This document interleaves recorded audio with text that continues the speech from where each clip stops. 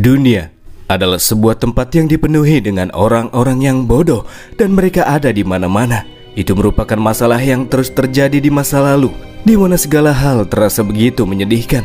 Akan tetapi dunia ini memiliki aturannya tersendiri di mana yin dan yang akan saling melengkapi. Oleh karena itulah Dewa menciptakan sekelompok orang yang berbeda untuk menyeimbangkan dunia, dan sekelompok orang ini dikenal dengan jenius.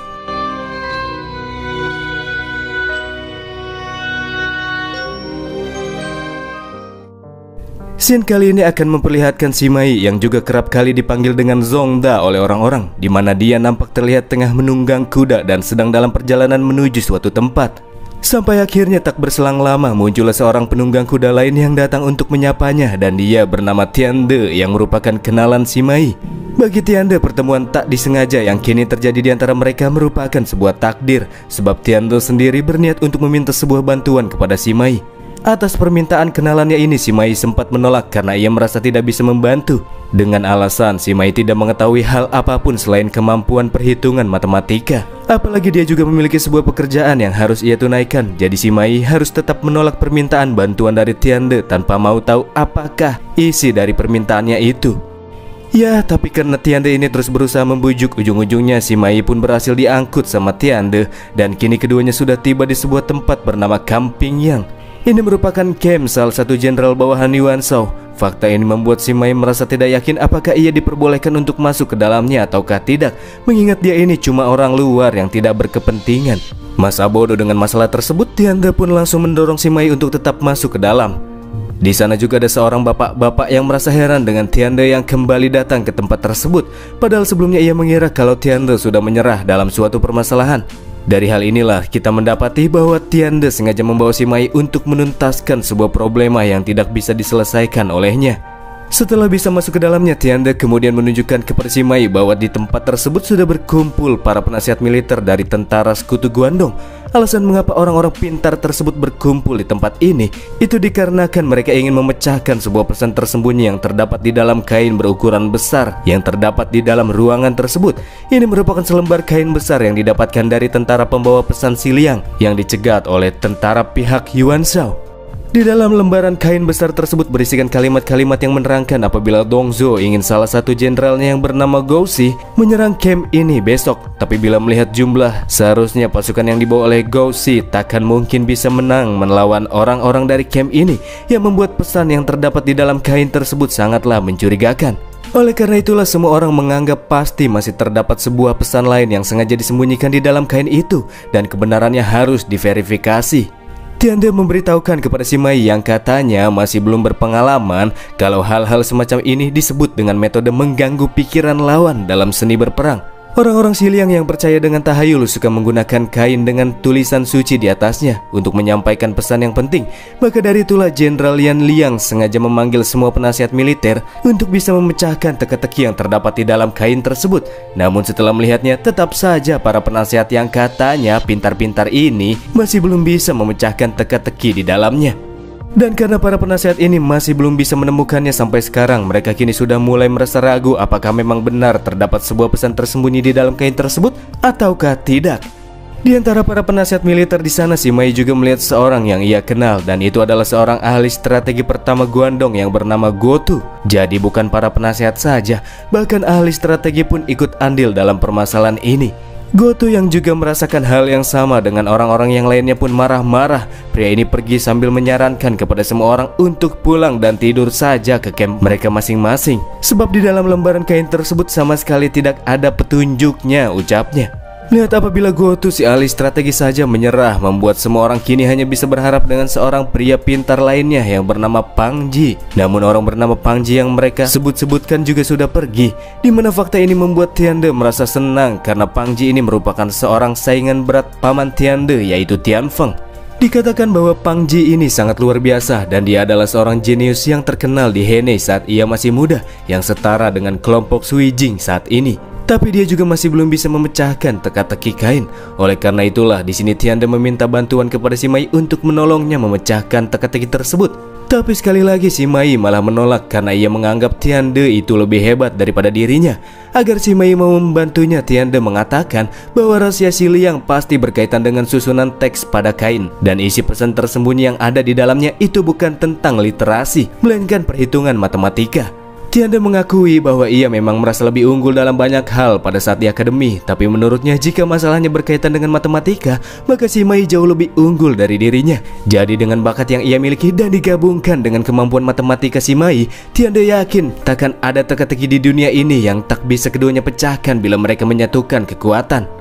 Dan selanjutnya tak lama berselang muncullah sang Jenderal Yan Liang yang datang sambil menyeret-nyeret Gotu yang sebelumnya pergi. Setelah melempar Gotu begitu saja, Yan Liang pun langsung ngomel-ngomel kepada para penasihat militer yang ada di dalam ruangan karena mereka masih belum bisa menemukan pesan tersembunyi semalaman. Padahal biasanya orang-orang ini kerap kali bersikap sombong dengan membangga-banggakan dirinya sendiri sebagai sosok jenius. Tapi nyatanya itu cuma omong besar saja. Ketika Tiande bermaksud mengajak si Mei untuk segera memecahkan teka-teki kain, di saat yang bersamaan muncullah sosok yang digadang-gadang setara dengan Sui Jing, dan dia menarik Tiande keluar dari jalan karena dianggap sebagai penghalang. Dan itu adalah Pang Ji yang datang sambil membawa semangkuk cairan, di mana semua orang yang melihat kedatangannya percaya apabila Pang Ji sudah mendapatkan sebuah solusi untuk memecahkan teka-teki kain. Sambil berjalan menuju ke arah selembaran kain besar, Pang Ji mengatakan bahwa Dong Zhuo selalu menggunakan taktik yang mencurigakan. Hal itu juga termasuk dalam kain ini. Selembar kain yang di dalamnya bertuliskan teks-teks yang sangat tidak teratur. Menurutnya musuh sengaja melakukan hal ini untuk membuat pihak Guandong berdebat dan menghabiskan banyak waktu untuk mengetahui isi dari pesan tersembunyi ini apabila kain tersebut jatuh ke tangan lawan seperti sekarang. Setelah mengendusnya, di sini Pang Ji juga merasakan terdapat bau-bau asam di kain tersebut, dan setelah ia menenggak dan menyemburkan cairan yang diketahui merupakan cairan kunyit ini ke permukaan kain yang kosong, di saat itulah muncul kalimat-kalimat tersembunyi yang sebelumnya tidak bisa dilihat dengan mata telanjang. Menurut si Mei itu merupakan cara yang cukup kuno.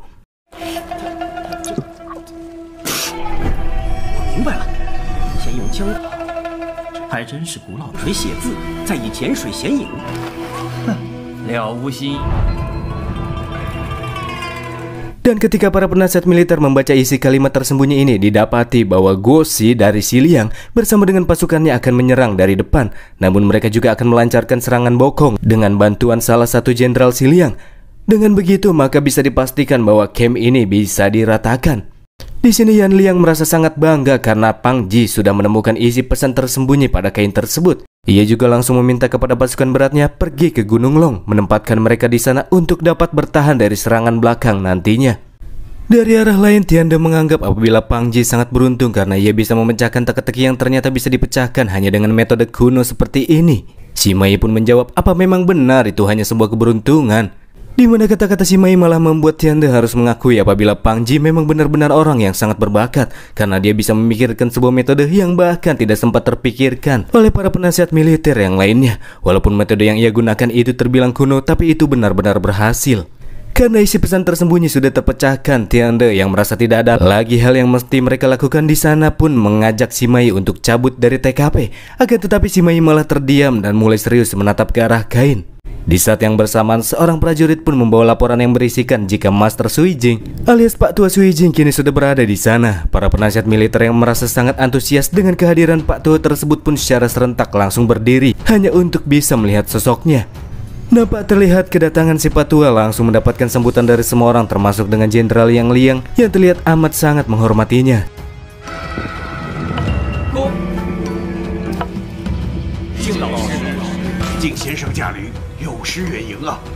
Si Patua buta ini juga sedikit menyapa Pang Ji yang terlihat sudah ada di sana terlebih dahulu. Menurut Pang Ji, Pak Tua Sui Jing yang menempuh perjalanan jauh untuk ke tempat ini hanya akan berakhir sia-sia, sebab pesan tersembunyi yang terdapat di dalam kain itu sudah berhasil ia ungkapkan.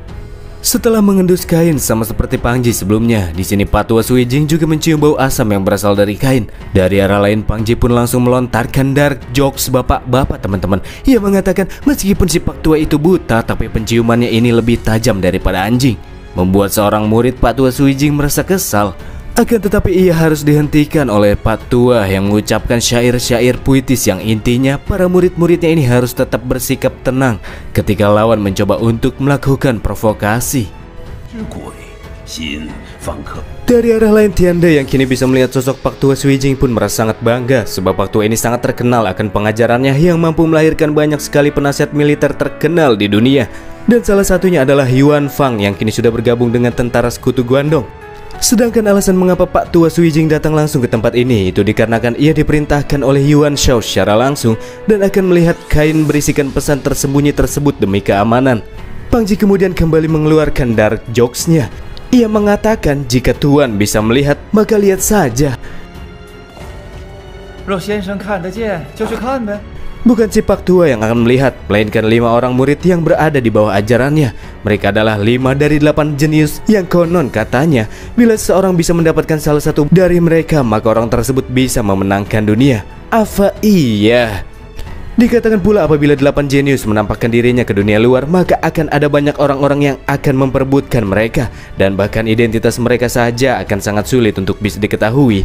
Yuan Fang yang kini sudah bergabung dengan Guandong saja mendapatkan dukungan penuh dari para petinggi mereka karena dia juga merupakan murid dari Pak Tua Suijing. Menurut Tiande, sekarang 5 orang murid Pak Tua Suijing yang juga harus turun tangan itu menunjukkan apabila Yuan Shao tidak terlalu percaya kepada pihak Pang. Tiande juga mengatakan jika pamannya ada di sini, mungkin Pak Tua Suijing dan para muridnya takkan datang. Tanpa sadar, perkataan Tiande ini juga didengar oleh Pang Ji. Di sini bapak-bapak dark jokes tersebut juga merasa tersinggung dengan perkataan Tiande dan balik ngecengin. Ia berkata kalau paman Tiande itu tidak berani datang, makanya Tiande yang dikirim sebagai perwakilannya. Sebelum situasinya semakin kisruh, si Mai kemudian mengajak Tiande untuk cabut dari TKP. Akan tetapi sebelum bisa cabut dari sana, langkah keduanya harus berhenti karena keberadaan si Mai yang merupakan orang asing sudah terdeteksi oleh Pang Ji. Dan karena Tiande juga tidak bisa menyangkal apabila si Mai itu merupakan orang asing yang sama sekali tidak tergabung di faksi manapun dan bahkan tidak ada kaitannya dengan semua ini, pada akhirnya Pang Ji menjatuhkan hukuman militer atau hukuman mati kepada si Mai. Tiande yang merasa bertanggung jawab karena sudah membawa si Mai pun terus berupaya agar temannya ini bisa selamat. Akan tetapi fakta apabila Tiande sudah membawa orang asing itu sama sekali tidak bisa dibantah. Bagi Pang Ji ini sama halnya dengan keluarga Tian yang sudah melanggar aturan. Maka dari itulah Tiande dan si Mai harus dieksekusi di sini. Itu adalah aturan kuat yang bahkan Jenderal Yan Liang pun sama sekali tidak bisa membantahnya.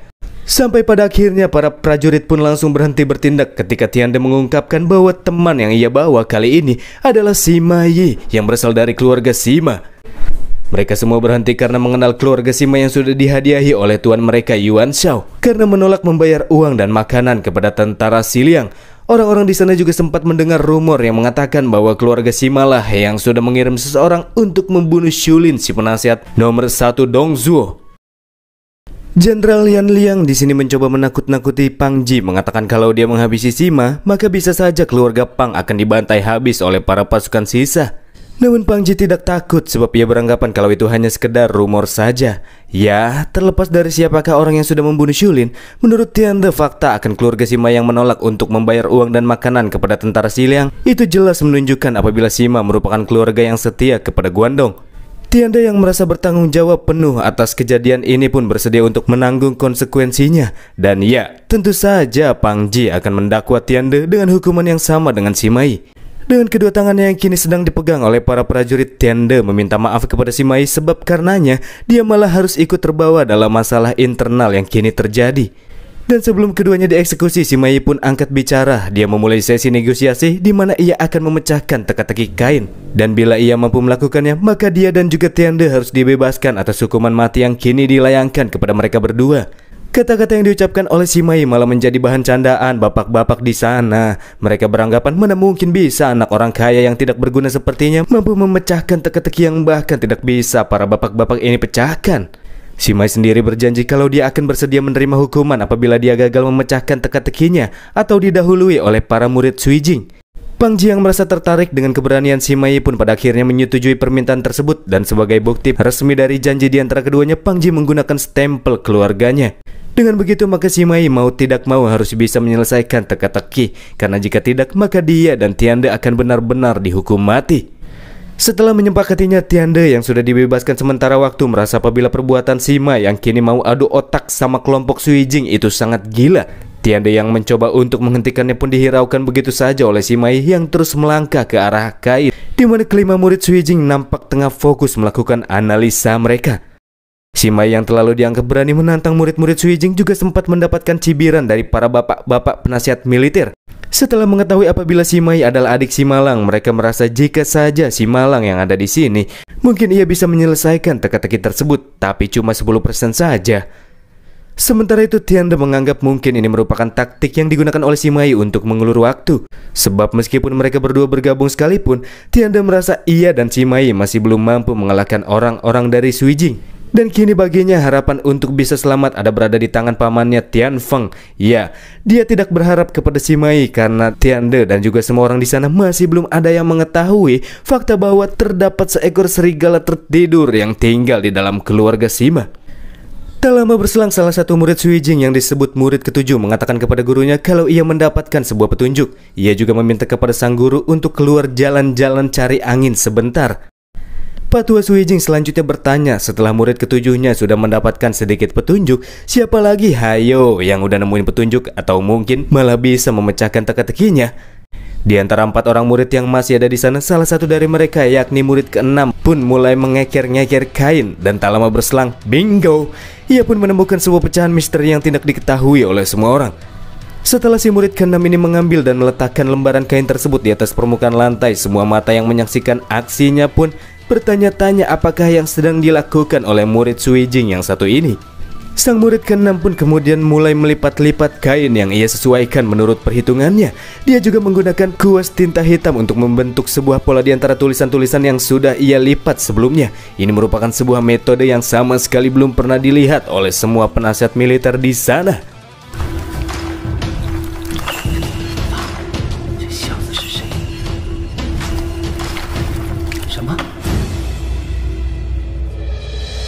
Dan dari metode lipat inilah akhirnya didapati beberapa pesan yang terkandung di dalamnya. Pesan pertama berisikan bahwa Goshi ingin menyerang benteng pertahanan camp ini untuk memancing pasukan Guandong kembali. Dan pesan kedua berisikan bahwa Li Ju yang menyerang dari belakang akan membakar lumbung Gunung Long ketika pasukan berat Guandong ditempatkan di sana. Dan pesan ketiga menerangkan untuk mengamankan persediaan pasukan Guandong ketika pasukan mereka kembali ke garis pertahanan. Nyatanya dari pesan tersebut, rencana pasukan yang dibentuk oleh pasukan Siliang ini sangat luar biasa, yang membuat pihak Guandong hanya tahu bagaimana menangani 2 di antaranya dan pasti bisa dikalahkan bila mereka tidak mengetahui isi dari pesan-pesan tersembunyi ini. Dari sinilah Pang Ji akhirnya mengakui apabila murid-murid Sui Jing ini sangatlah luar biasa, dan dia juga kini mengakui bahwa dirinya tak sebaik mereka. Berbeda dengan Pang Ji yang hanya menggunakan metode kuno yang begitu simpel, di mana murid ke-6 Sui Jing ini memecahkan misteri dari seluruh teka-teki yang bahkan sama sekali tidak bisa disentuh oleh orang-orang selevel Pang Ji dan Gotu, di mana itu menunjukkan apabila pria ini merupakan sosok jenius yang populer.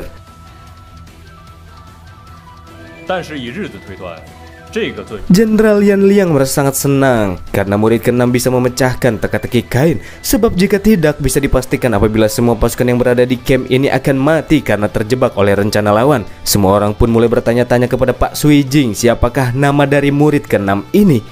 Setelah menyaksikan salah satu muridnya yang mampu memecahkan misteri dalam waktu yang singkat, Pak Tua Sui Jing sendiri menganggap apabila si murid ke-6 ini sudah berada di atas levelnya. Padahal selama ini tidak ada seorang pun yang mampu melewati gelar level master kedua seperti dirinya. Oleh karena itulah, mulai dari sini Pak Tua Sui Jing akan memberikan gelar Feng Chu kepada murid ke-6. Itu merupakan gelar yang cukup tinggi. Menurut tradisi sekte, mereka terdapat 2 master yang dibagi menjadi Feng Chu dan Wolong, di mana sosok yang mendapatkan gelar ini dianggap mampu memenangi dunia. Selain itu, murid ke-6 ini juga memiliki julukan Phoenix Muda. Kira-kira siapa ya sosok di balik topeng ini? Meskipun merasa agak tidak terima, akan tetapi beberapa murid Sui Jing yang lainnya tidak bisa menyangkal apabila si murid ke-6 memang pantas untuk menerima gelar Feng Chu. Mereka kini cuma bisa legowo karena tidak bisa mendapatkan gelar tersebut.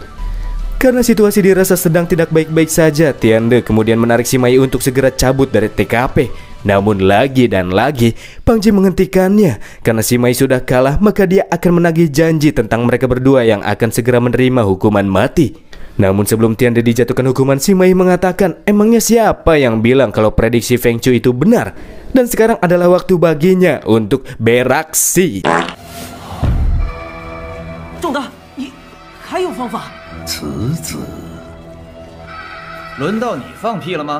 Sima Yi juga menegaskan bahwa ia takkan beraksi seorang diri, di mana ia akan memecahkan sebuah inti misteri yang paling tersembunyi bersama dengan sang murid ketujuh yang baru saja tiba sambil membawa sebatang kayu.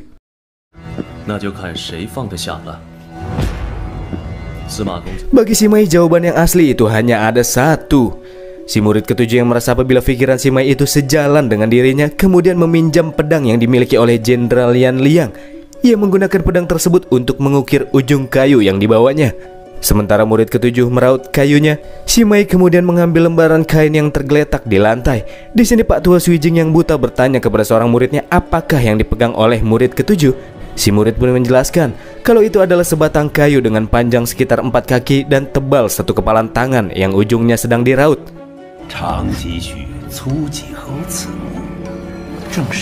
Menurut prediksi Sima Yi, tulisan-tulisan yang berada di atas kain semuanya itu cuma jebakan saja, dan jawaban sebenarnya itu terdapat pada noda-noda hitam yang berada di sekitar kain. Dalam kerja kelompok yang dilakukan oleh Sima Yi dan murid ketujuh terdapat pembagian tugas, di mana Sima Yi akan melakukan pengukuran dan si murid ketujuh yang akan memotongnya. Satu sama lain saling melengkapi, itu adalah hal yang bagus menurut si murid ketujuh.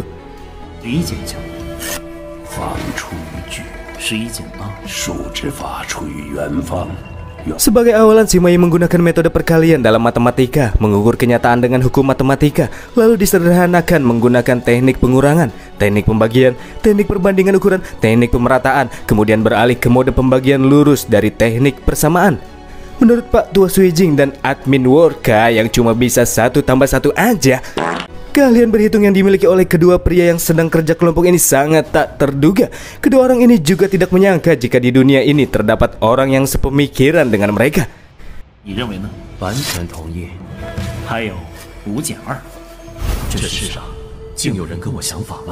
Hingga akhirnya si murid ketujuh pun selesai menunaikan tugasnya. Ujung-ujung kayu yang ia raut kini terlihat seperti ujung pensil yang meruncing. Dan selanjutnya bersama dengan Sima Yi, ia juga langsung melilit-lilit kain ke bagian kayu tersebut.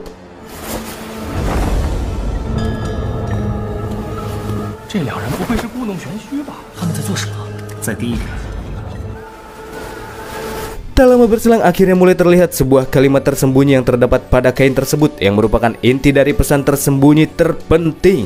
Pak Tua Suijing yang sedang duduk manis pun langsung berdiri dengan tegap karena ia tidak mengira bahwa kerja kelompok yang dilakukan oleh dua orang ini sangat amazing. Keduanya bisa memikirkan cara perhitungan yang luar biasa. Siapa juga yang mengira kalau noda di tepi-tepi kain ini ternyata bisa membentuk sebuah kalimat yang jelas.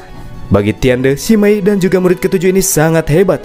Bahkan Pang Ji yang sebelumnya arogan kini nampak terlihat tidak bisa berkata apa-apa lagi. Sama halnya dengan Feng Chu yang sebelumnya sudah menunjukkan aksinya. Mampu membuat Feng Chu dan jenius seperti Pang Ji seperti ini sudah cukup membuktikan apabila Sima Yi dan murid ketujuh sudah berada di level yang berbeda. Keduanya berada di zona jenius ketiga, yaitu zona di mana sang jenius hanya akan diakui oleh sesama jenius. Di sini Sima Yi direfleksasikan sebagai serigala yang kini sudah menunjukkan taringnya, sementara murid ketujuh ini seekor naga karena julukannya sendiri adalah Crouching Dragon. Sementara itu, kalimat yang berada di dalam pesan tersembunyi adalah pertemuan di bawah tanah. Tentunya kalimat ini mengundang banyak pertanyaan, sebenarnya apakah maksud yang terdapat di dalam kalimat tersebut. Sementara orang-orang berpikir keras, di sini Sima Yi berkata di dalam hatinya bahwa ia tidak menyangka selain Shulin masih terdapat pula bawahan Dongzo yang sangat pintar karena mampu menggunakan trik semacam ini. Sima Yi juga sudah mengetahui maksud dari kalimat pertemuan di bawah kota. Itu menunjukkan apabila Goshi disuruh untuk memindahkan semua penduduk kota bawah ke kota Luoyang, sekaligus pindah ke Chang'an. Sedangkan menggunakan Goshi sebagai umpan dan memimpin pasukannya untuk menyerang camp Gunung Long milik tentara Yuan Shao, atau memikat tentara Guandong dan membakar hutan, itu hanyalah sebuah jebakan yang sengaja mereka ciptakan. Dan ketika tentara Guandong sudah sadar dengan rencana tersebut dan masuk ke dalam jebakan, tentara Xiliang sudah lebih dulu pindah dari kota Luoyang ke kota Chang'an. Selain itu, momen tersebut juga akan dimanfaatkan oleh para panglima perang yang tak tahu rasa terima kasih, di mana mereka akan menyerang kota Luoyang untuk mendapatkan keuntungan bagi mereka sendiri. Hal ini akan membuat situasi Zhao Ho dan juga Xiao Meng berada dalam situasi yang semakin sulit. Sima Yi merasa jika ia mengatakan hal ini takkan ada satupun orang di sana yang akan mempercayainya. Oleh karena itulah, di sini ia akan memilih untuk diam saja. Di saat yang sama, si murid ketujuh menerangkan bahwa pertemuan di bawah kota itu hanya memiliki satu arti, yaitu Dongzo akan melakukan pemindahan kota dan pergi dari Luoyang. Si Mei di sini cukup terkejut karena si murid ketujuh memiliki prediksi yang sama dengan dirinya.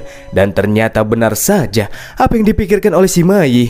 Entah itu Pang Ji ataupun Gotu, sama sekali tidak ada yang percaya apabila Dongzhou akan meninggalkan kota Luoyang yang merupakan pusat ibu kota tempat di mana sang kaisar tinggal. Untuk meluruskan konflik perdebatan ini, Jenderal Yan Liang meminta saran kepada Pak Tua Suijing. Dan karena Pak Tua ini dipercayakan langsung oleh Yuan Shao untuk datang ke sini dan menemukan misteri yang tersembunyi di dalam kain suci Xiliang ini, maka beliau akan melaporkan isi kalimat tersebut kepada Yuan Shao dan membiarkan Yuan Shao untuk menentukan langkah apa yang seharusnya harus mereka lakukan. Karena Pak Tua Suijing yakin bahwa beliau memiliki solusinya, itu juga merupakan pilihan yang bijak untuk saat ini. Untuk menenangkan si murid ketujuh yang prediksinya masih belum bisa diterima secara penuh, Pak Tua tersebut mengatakan bahwa seni dalam perang yang asli adalah yang palsu dan yang palsu adalah yang asli. Medan perang itu seperti catur, apalagi ini merupakan era kekacauan yang hanya muncul sekali dalam satu abad. Dan di tengah-tengah papan catur tersebut, meskipun mata dapat melihat, tapi itu belum tentu benar. Setelah sejenak menelaah kata-kata gurunya, murid ketujuh pun mengurungkan niatnya untuk mengajukan komplain.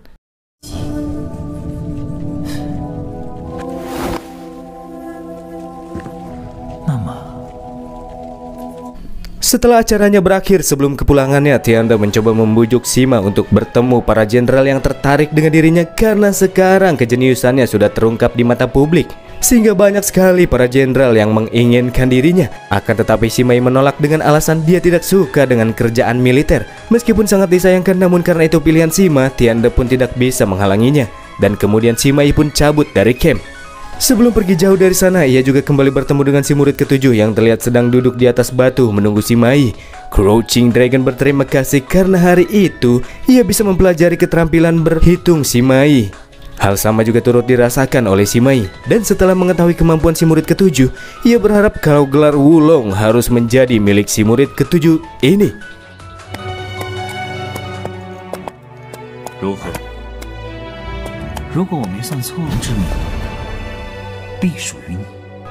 Dan itu adalah akhir dari Ravages of Time episode kali ini, teman-teman. Sedikit spoiler nih buat guys-guys yang belum tahu. Kalau si murid ketujuh yang punya julukan Crouching Dragon ini, nama kerennya adalah Kong Ming alias Zhuge Liang. Oke, terima kasih buat teman-teman yang sudah nonton sampai akhir, dan akhir kata bye.